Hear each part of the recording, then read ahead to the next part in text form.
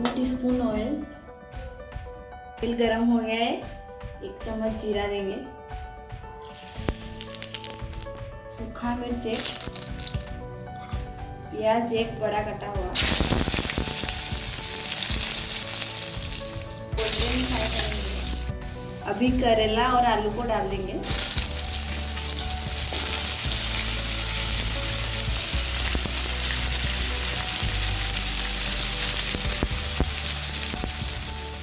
चम्मच नमक,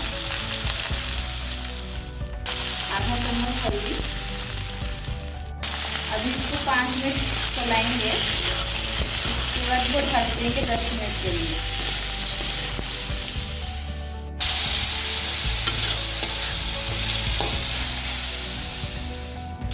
अभी इसको 2-3 मिनट के लिए हाई फ्लेम में भूनिए।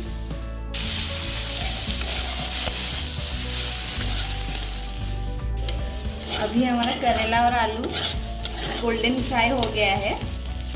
इसको गर्मा गर्म राइस के साथ सर्व करेंगे और इसी टाइम में खाइए इसे, ये टेस्टी और हेल्दी है।